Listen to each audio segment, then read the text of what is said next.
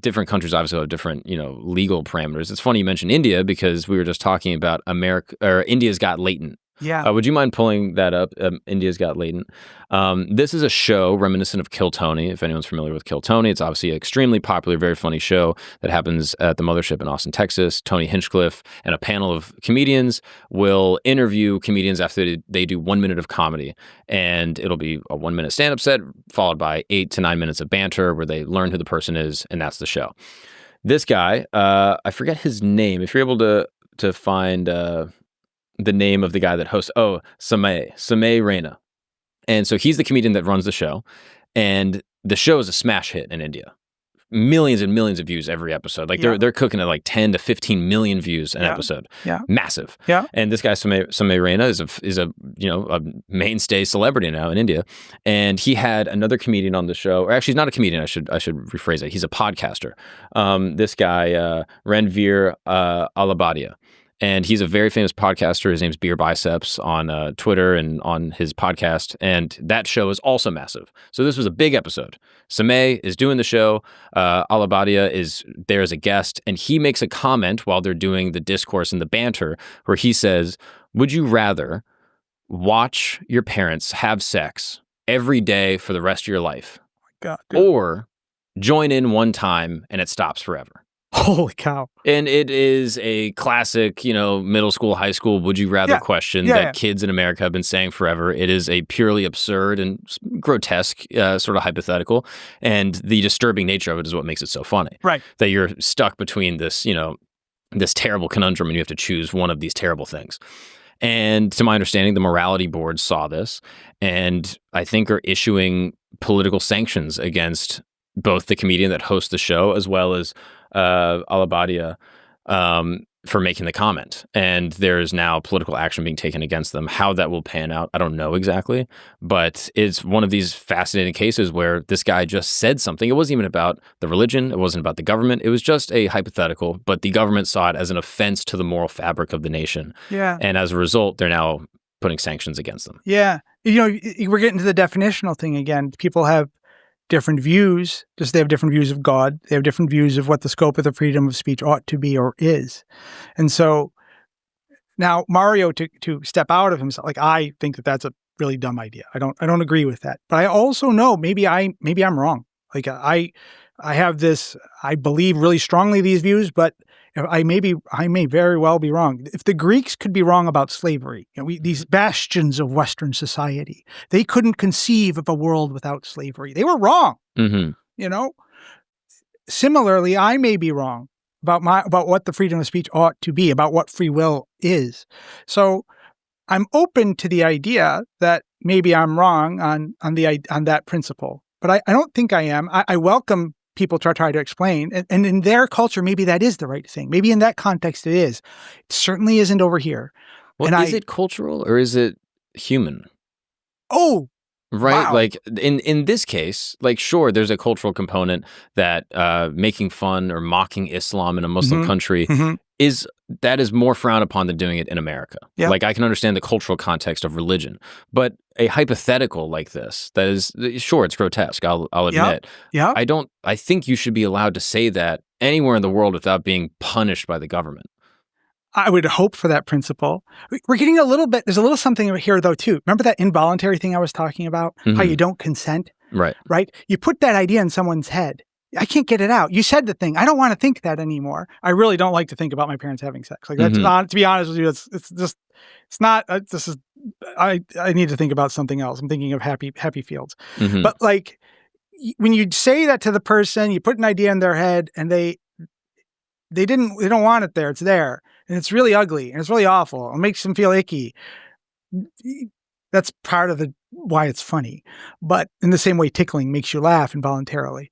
But maybe that's where the government's coming in. Like you're doing something in the same way that hate speech, ostensible hate speech, wounds people. You're wounding the morality of the people by inflicting this imagery upon them. I don't think that that's a good idea. I don't think that that's how you get closer to the truth. I don't think that that's how I think this goes against a number of principles. And I think you just, by censoring it, you make it more attractive. More people you're going to put that in the black marketplace of ideas, and people are going to seek it out and find it in other places. If not your form, they'll find it elsewhere. So, as to whether it's right for the policing of that, I don't know to what degree I am. Am I being a colonizer if I go over and say that's wrong? Now, I may think it is, but if I say it's wrong for India, to what degree is that me imposing my view of the freedom of speech upon another people in a superioritist way? Now, I think my way is the right way, but I don't know if I can be open to the idea that it may not be right for Indians. Maybe I'm wrong. I don't know. It merits a closer look. It's a really complicated piece. I don't know if I'm getting there. No, of course. That makes sense. I guess as a comedian and someone that exists in that space, yeah, I've said jokes that are bad. I've said jokes that are probably offensive. I will probably say jokes that are offensive in the future. And that might not even be funny. But I'm trying to be funny. I saw one of your shows, Mark. I'm not going to. I've said jokes that are potentially offensive, right? That night, I don't know if I said anything. Yeah, you did. It was great, though. I mean, that's why I signed up. But I'll say jokes that might be that might be wrong or offensive, and that might not be funny. But yeah. My goal was always to be funny. Yeah. And in this case, I think, and again, I don't speak Hindi, so I can't necessarily pick up on maybe some intonation thing that occurred. But Alabadia's joke was with the intent to be absurd and ridiculous and shocking and funny. And in that regard, as a comedian, I kind of say he should be allowed to do that. Subjective intent for you, enough. Is it your intent is not the harm? Therefore, that's enough. Or are there some things, even if you didn't intend for it to be harmful, even if you didn't intend for it to come off as a threat, right? Even it was so recklessly stupid of a thing to say that it did cause harm to the moral fabric or the physical feeling of physical safety of people around you. Is intent enough? I think that's a good question. Mario has definite opinions about it. Mario is very, very, very open views on what the scope of the freedom of speech ought to be. But I can respect that people have different views, and the government has different views about it. Our government too. So yeah, if your predominant intent is not to cause someone to be alarmed in the U.S., that's a really big important factor. That's going to save you from a lot of crimes. Right. But I don't know if ultimately that's the arbiter. It's interesting to hear your view on it, though. Yeah, the consent component that you were even talking about before, I find very fascinating. I've heard this argument. I think Alex O'Connor, the YouTuber podcaster, said this. He brought it up as a hypothetical. Yeah. That it's illegal for me to commit bodily harm to you. Like if I slap you in the face, that should be protected. I shouldn't be allowed to do that. That's illegal. Yep. Your brain is a part of your body. Yes? Yeah. I'm with you. So, I'm with you. Yeah. Hypothetically, you're Italian by descent?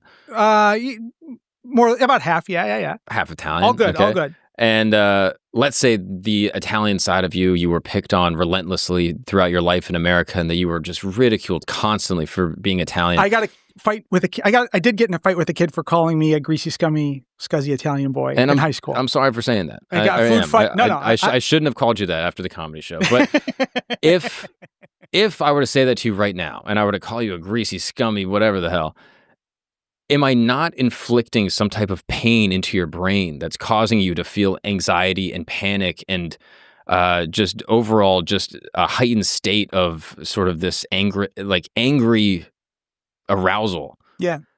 That then is affecting your entire body. Sure.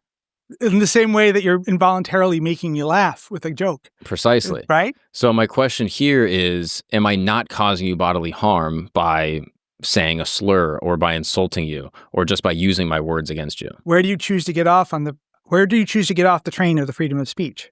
Right? It's a definitional problem again, right? So, and I can respect views that are other than my own. I have that. I really believe very strongly in disciplined intellectual humility, that I may be wrong about everything.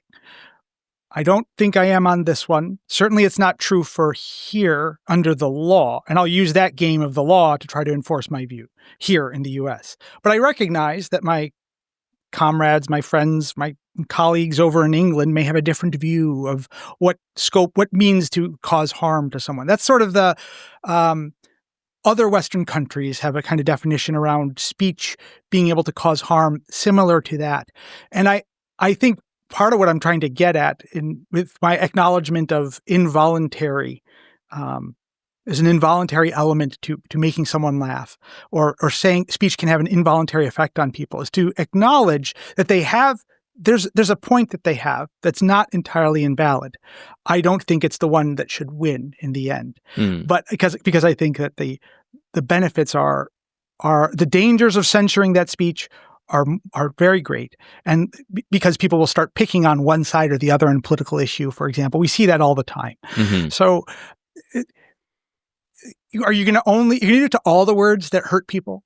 Are you just going to pick out certain ones that are politically advantageous at a given time? I tend to think you're not going to pick out all the words that actually cause this psychic harm to people. You're going to pick out certain ones that are politically expedient because that's that's a way to advance an agenda. That's how politicians work. We do this kind of thing. That's just how it's probably going to work out. That doesn't mean that they have their ideas are completely without merit. I just think that on balance, the American style is the better one. But I recognize that maybe I'm wrong, and I'm open to being persuaded otherwise.